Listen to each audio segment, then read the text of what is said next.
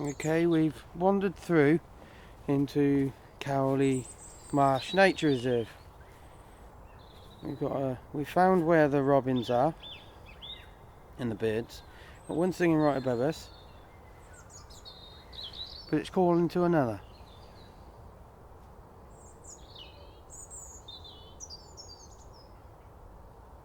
It's actually three. Well, we're recording this in January, and they're getting quite territorial. These are male robins, but we're very liable to hear them or see them fighting. But we wandered through a stand of trees. William, you said to me they were a bit more shouted from the sound of the ring road over there. Yes. I said, well, you may think so, but because we're surrounded by 4 or 5 tree trunks, that actually sort of acts as a parabolic dish. The sound is reflected from those hard objects of the tree trunks onto my microphone. So, it's never... I think you're learning something. I'm hearing the world from doing this. Let's talk about the actual machinery we're running. What are you running today, your camera? This is a Canon 5D Mark III. It's a full sensor DSLR, so digital single lens reflex camera. You can get it right up to an f/22 on this particular lens that I'm using, and right down to an f/4, which isn't the widest aperture, but it's pretty decent for this particular lens. What you class as a professional standard camera, really. It's a nice rugged outdoor camera. And what I'm running is just a basic H4n zoom. I'm recording using just the internal to XY mics, and I've got the level set at about 80. And I lent this machine out a few days ago, and it come back set on 100, and I deafened myself when I put these headphones on. So you top out, you'd sort of distort the sound recording on 100, but that's all we're using. And the Cowley Marsh Nature Reserve is sort of scrublands, grasslands, mown lawns, mown paths, should I say. And there's quite a lot here. Now, the light isn't great, but I'd just like to talk about maybe, because you'd be taking close-up, buds are coming out, and how would you approach some macro photography with this light, with your camera, today, here? Macro photography is much better for lower light, because you usually have you lose a wider aperture. So the wider your aperture, the more light you can let in, or the more light you're letting in. So you don't need such a great depth of field, because as soon as you start reducing, you obviously want the better depth of field. You want the much narrower apertures, which means that you have to have a longer exposure. So in theory, you need more light. But here, if you've got a decent camera, and even if you've got one, even your mobile phone will have a macro feature, which I use quite often actually when I'm out and about. And even here, I mean, there's I'm stood in front of a tree here. Is this a hawthorn? This is a hawthorn, yeah. With hawthorn, and it's completely covered in moss, lovely green lichen and moss. Yep.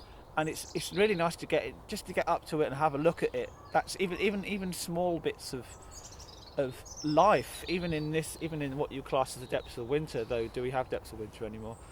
You can actually get in there, and you can get your macro setting out on your phone or on your camera, and the light will be absolutely fine for that type of photography. In fact, it almost lends to that type of photography. So you don't need so much. You don't need such great light, if that makes sense.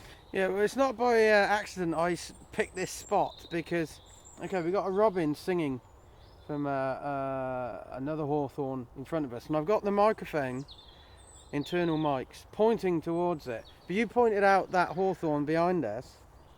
Well, the sound of that robin's call is actually bouncing off of that hawthorn behind us as well. And so we are using that what I was talking about, those trees over there. It will reflect more of the unwanted sound. It also will reflect more of the sound that you do want. So if that robin was singing here and that tree wasn't there, I may not have picked this spot.